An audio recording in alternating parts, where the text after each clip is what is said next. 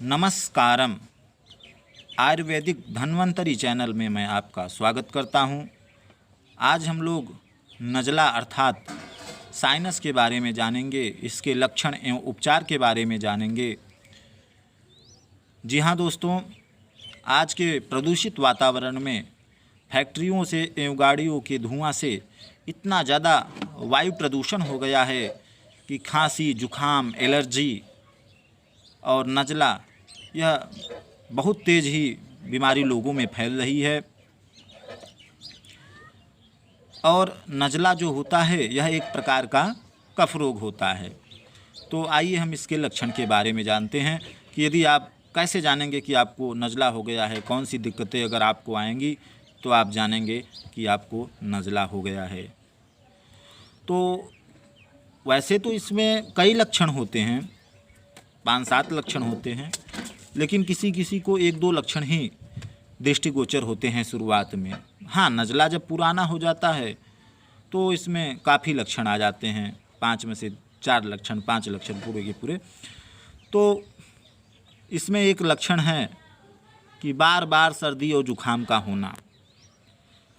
बार बार सर्दी जुखाम का होना अर्थात महीने में 1-2 बार सर्दी जुखाम होना, तो यह एक नज़ला का लक्षण है। दूसरा लक्षण जो है कि दिन में 1 या 2 बार या 2-3 दिन में 1-8 बार नाक से एकाएक पानी गिरने लगता है और वह स्वतः ही कुछ देर में सही हो जाता है। इसके अलावा जो तीसरा लक्षण है कि थोड़ा सा भी मौसम परिवर्तन हुआ अर्थात तापमान में बदलाव हुआ या थोड़ा सा आप बरसात में भीग गए तो आपकी छींकें आने लगती हैं अथवा जुकाम हो जाता है। यह भी दोस्तों एक नज़ले का ही लक्षण है, क्योंकि नज़ला रोग जो है वह कफ तत्व एवं जल तत्व से ही संबंध रखता है। अर्थात जब कफ तत्व और जल तत्व कुपित हो जाते हैं तो नज़ला, एलर्जी, खांसी, दमा इत्यादि रोग होते हैं। और इसका एक लक्षण जो है दोस्तों एलर्जी हो जाना, अर्थात धूल से, मिट्टी से, धुआं से या किसी अगरबत्ती से या किसी विशेष महक से, तो एलर्जी हो जाना भी एक प्रकार का नज़ला का ही लक्षण है। कभी कभी नज़ला में स्नोफिल भी बढ़ जाता है दोस्तों। और इसके अलावा एक लक्षण है कि कभी कभी जब नज़ला 3-4 वर्ष पुराना हो जाता है तो सर में दर्द भी रहने लगता है, आँखों में दर्द होने लगता है। इसके अलावा जो नज़ला का दोस्तों अगला लक्षण है कि जब नज़ला लगभग 4 या 5 वर्ष पुराना हो जाता है तो सर में जकड़न रहने लगता है, माथे में जकड़न रहने लगता है, सर दर्द होने लगता है कभी कभी, और माथा और आँख का एरिया जो होता है यह भारी भारी जैसा, वजन जैसा लगता है।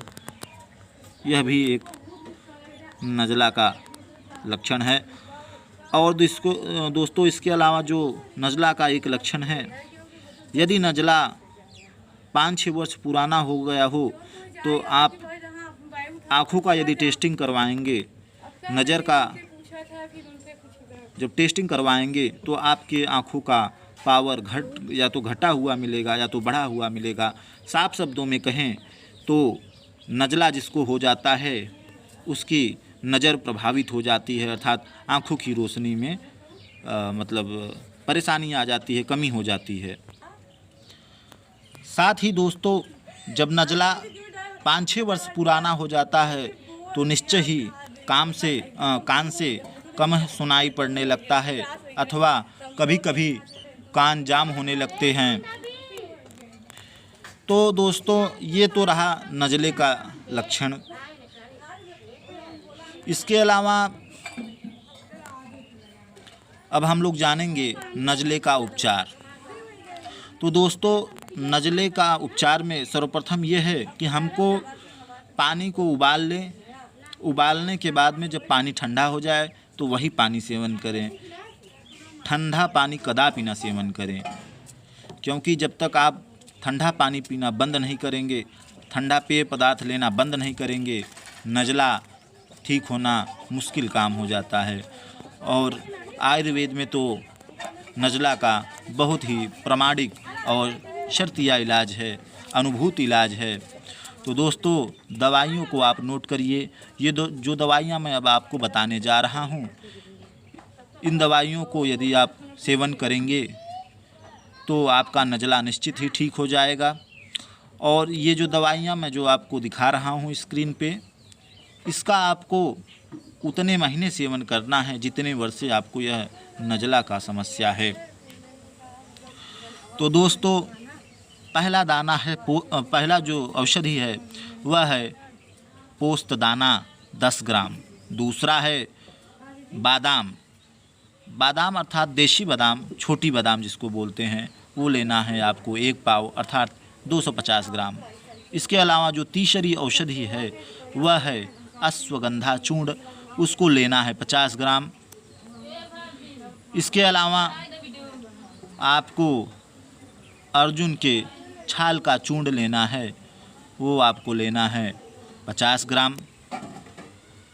कभी कभी आपको अर्जुन के छाल का यदि चूर्ण ना मिले तो आप अर्जुन का छाल ले लीजिए और उसको घर पे आप कूट छान के उसका चूर्ण बना लीजिए, क्योंकि अर्जुन का छाल अक्सर मिल जाता है, चूर्ण मिलना थोड़ा कभी कभी कठिन होता है।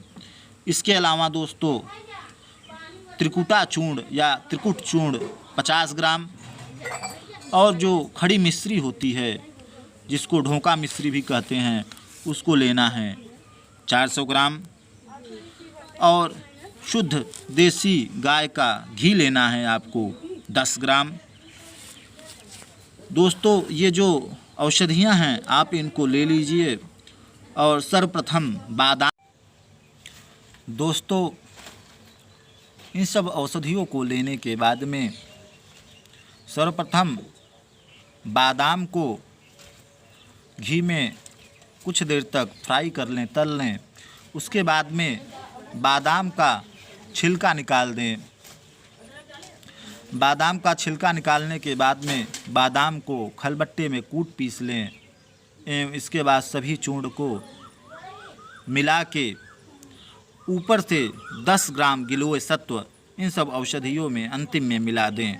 और सभी दवा को एक में ही मिला के आप अच्छे से किसी जार में, शीशे के जार अथवा प्लास्टिक के डब्बे में रख लें।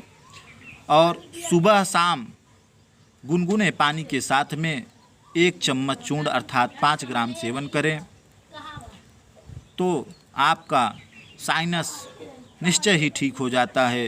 यह अनुभूत प्रयोग है और बहुत सारे लोगों के ऊपर मैंने खुद प्रयोग करवाया है। इसके बाद जिसको भी श्वास रोग हो, दमा, खांसी, एलर्जी, साइनस, नज़ला, तो उसको प्राणायाम अवश्य करना चाहिए। प्राणायाम अवश्य करना चाहिए। तो 2 प्राणायाम करना है। 15 मिनट तक अनुलोम विलोम प्राणायाम और 15 मिनट तक कपालभाति प्राणायाम करना है। इसके अलावा दोस्तों, हल्दी का प्रयोग सुबह शाम दूध अथवा पानी के साथ में ज़रूर करें। साथ ही परहेज आपको ये रखना है कि ठंडा पानी आपको नहीं पीना है, बहुत आवश्यकता पड़े तो ही आप पीजिए। और कोई भी ठंडा पेय, कोल्ड ड्रिंक्स, लस्सी, दही इत्यादि आप ना लें। और चावल का प्रयोग आप बिल्कुल भी ना करें। और फ्रिज में रखी हुई वस्तुएं अर्थात आइसक्रीम। दोस्तों, साथ में मैं आपको एक ऑप्शनल उपाय बताता हूँ इस साइनस को ठीक करने के लिए। वो ये है कि आप 1 ग्राम केसर ले लीजिए और उस केसर को प्रत्येक दिन उसके 2 रेशे को थोड़े से पानी में भिगो दीजिए, अर्थात आधा चम्मच पानी में 1 चम्मच पानी में भिगो दीजिए। और उस केसर को बाद में आप थोड़ा सा घिस के अगर उसका तिलक आप मस्तक और नाभि पे लगाएं और बाद में जो जल बचे और केसर बचे उसको पी जाएं तो आपका जो भी कफ दोष होता है वह जल्दी ठीक हो जाता है।